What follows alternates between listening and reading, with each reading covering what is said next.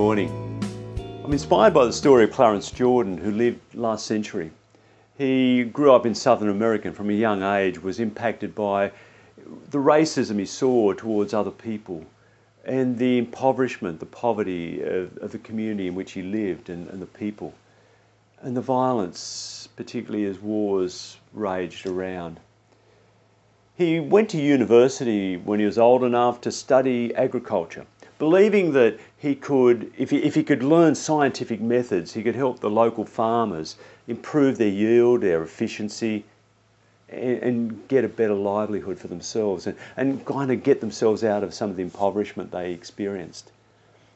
He was also a very committed Christian and believed that the roots of poverty weren't just economic, but were spiritual.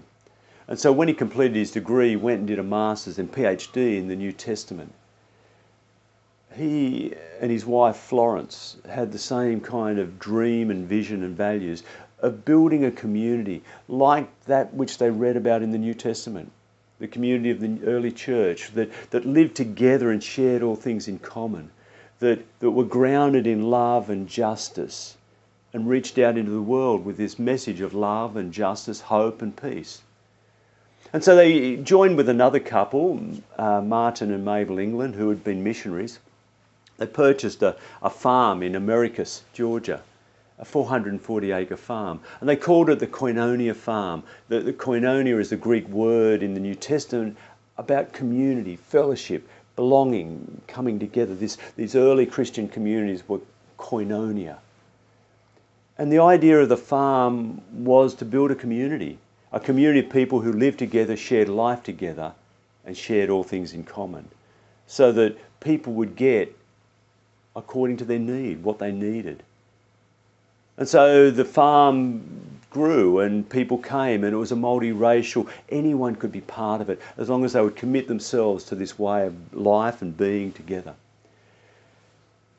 All was good for a while, and they interacted well with the community, shared business with other businesses and sold their produce and bought things and were part of the local church community and served the community in various ways. Clarence was a great teacher and educator and helped people wherever he could. But then as the civil rights movement and the segregation, racial issues became more intense, the farm received opposition. It grew and it turned into boycotts where all the local businesses boycotted them because it was multiracial. There were blacks and whites living together on this farm and the locals didn't like it. So there was economic boycotts. No one would buy their produce or sell them anything except for one business, and that business was blown up, dynamited. As were the street stalls of the Koinonia farm. Many of their trees were cut down and destroyed. Some of their buildings were destroyed, blown up. There were shots fired at the houses at night. The Ku Klux Klan came and did a protest and burned crosses on the farm.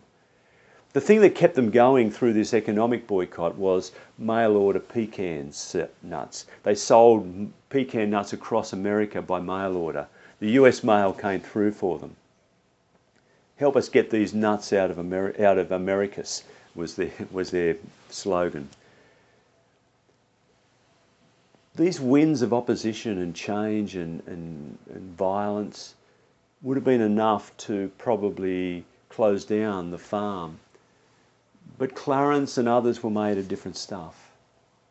As the waves of opposition grew, as they were excommunicated from their church and the community, basically, as the violence erupted, and no doubt fear within the community, they held together. They trusted in the God and the Christ whom they followed. That whatever happened, God would be with them. In life or death, in whatever, God would be with them, and that this was the true way of being. That they had something deep and true, and to live into this way of love and life and openness and inclusion was the way of Christ. And that's the way they should live. And they did. And the farm continues today. Clarence died in the late 60s of the last century and his wife Florence in the 80s. The farm and the project has produced many other offshoots, one of them being Habitat for Humanity, building houses for impoverished communities and people in America and around the world, and that continues. It's an inspiring story, but I think in the light of this week's reading, it's the way they stood firm in the face of opposition. And in this story this week that Mark tells, Jesus gets into the boats with his disciples to cross the lake.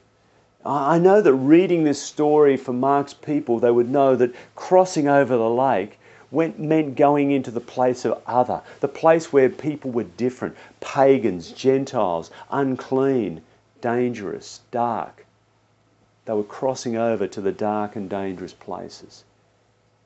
And that crossing would be dangerous. And as they crossed, the waves and the winds blew up, and the little boats were swamped by waves. And the disciples were afraid, and Jesus was asleep at the front of the boat. And they woke him up and said, "Master, don't you care that we're going to die out here?"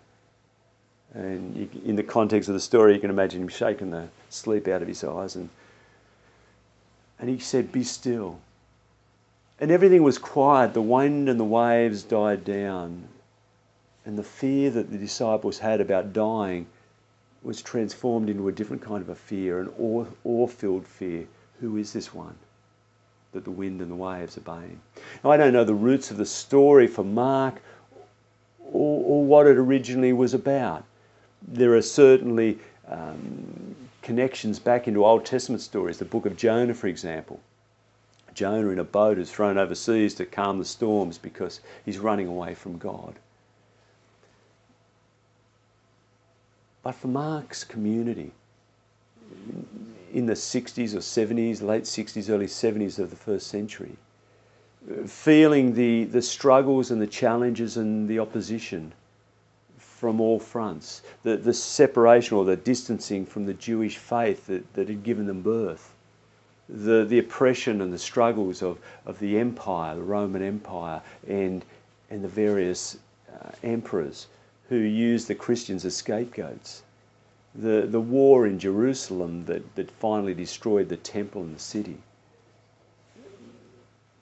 What was it that Mark's community was struggling with? What was the opposition? As they tried to live into this way of Jesus, into this way that they'd grown into and they'd accepted and adopted, like Clarence Jordan and the Koinonia community, of the way of love and justice, of a different alternative way in the world, of peacemaking, and of serving the world with love and hope and bringing joy and peace. What was the opposition they experienced? What were the waves and the winds of opposition? How was their boat being rocked?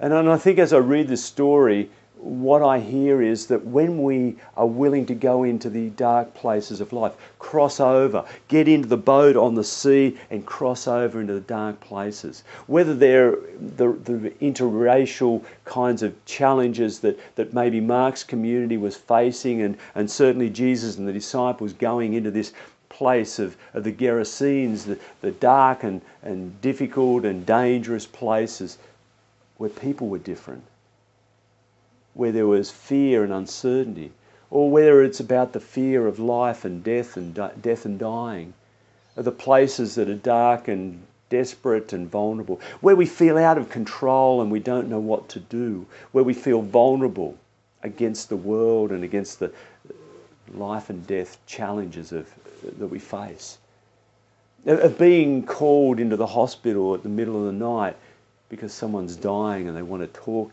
to a minister, and going and not knowing what you're going to say or face or what this is about. How do I respond? Feeling helpless and vulnerable and out of control. Being called by an undertaker to do a funeral for a young girl who's been murdered. To go and visit a family that are grieving and angry and broken, an extended family, and not knowing what to say, but having to be there. Or another funeral for a man who's committed suicide, a man who's loved in his community and very popular, and the people are grief-stricken and they don't know where this came from or what it was about. Of having to sit and share with them their pain and not knowing what to say. getting into that boat to drive to that place, to cross the sea, to go into this dark place of life is not easy. And I feel helpless. But Mark's story reassures me that if I look carefully, Christ is in the boat, in with me. And whatever happens, He's there and will quell my fear and uncertainty and will help this situation. And it's happened. It does happen. When I'm afraid and uncertain and confused and confronting a world that seems dangerous and difficult, I don't do it alone. God is there with me in the boat. And I think that's what Mark is trying to say to us. And our world needs people to get into the boat, to cross over, into the dark and dangerous and difficult places of life, to bring hope, to bring life, love, belonging, to proclaim a message of love in the midst of the conflict and hatred and fear and angst. That's what we're invited to do, but we don't do it alone. The one who was with those disciples, the one who was with that Mark's community, the one who was with Clarence Jordan and the Koinonia community is with us and invites us to walk in faith.